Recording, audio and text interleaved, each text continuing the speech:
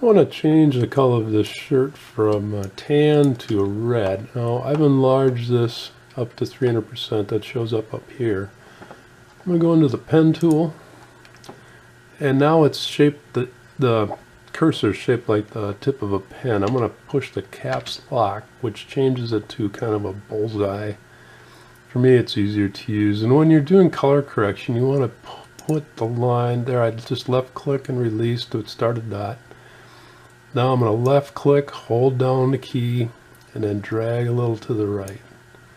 Release, left click, hold, drag to the right until this part of the curve lines up with that shirt. Okay, I'm going to left click, hold, and drag the handle to the right, release. Left click, hold, drag to the right. And I'm going to work my way down right on the edge of this shirt. If you come in or go out, you're going to see it if you make a drastic color change, which we're going to do. So I'm going to work my way around this shirt. I finished making a mask all the way around the perimeter of the shirt. So I'm going to go into the path palette over here. It says work path. I'm going to double click on that and name. I'm just going to leave it path 1. You could name it shirt or something descriptive so you know what those masks are used for. So now with this highlighted, I go up to this arrow pointing down, left click, and I want to turn it into a selection, make selection. I'm going to go with a feather 1. So if I push down the Q key and release it, that shows the mask. I'm going to push the Q key again, and it takes that red out of there. I want to show you something else. I'm going to push Control deselect. That turns off the selection, but I'm going to go back into path 1. Turns on the, clicked on it, left clicked on it, turns on the path. Now I'm going to go into that arrow pointing down. I'm going to go to make selection. Now right in here, it says feather radius. I'm at 1 now, but if I go to 30 and then click OK, now I'm going to push the Q key and see how much feather there is. I mean, it's coming way out past the edge of this shirt, and you know, certain applications that works great, but when we're doing something specific as a shirt, that won't work. So I'm going to push the Q key again, turn off the mask. I'm going to hit Control, hold down, and hit the D key. It turns off the selection.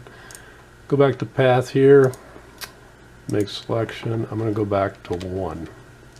I could probably use 0, 2, 1, just gives a little bit of a feather. So there we have our selection. Now I'm going to do Control, hold down, and push the M key, brings up my curves. We're going to make this red, so I'm going to go into green.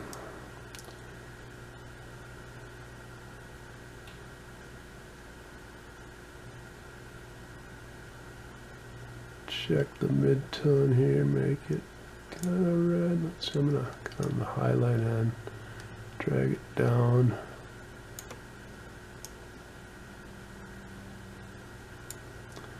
Now I'm going to go into the blue, which is more on the yellowish side. I'm going to drag the mid-tone way down.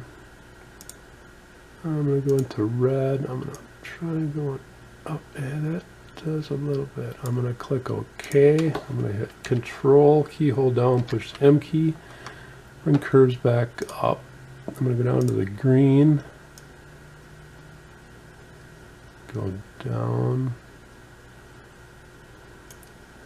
and then I'm going to go into the blue channel, left click, hold, and drag down.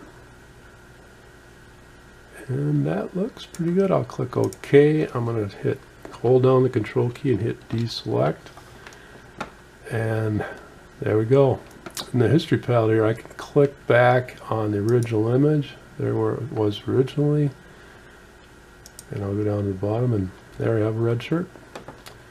So there's how to use a pen tool to create masks and to create change color of a shirt. You can do that on flesh. I could do the pants. Anything that you want to change color with, the pen tool is the best way to do it. You can use the lasso tool. The problem with that is you can't change the feather once you make the mask. The pen tool takes more time, but it's a much more versatile tool. So thanks for watching.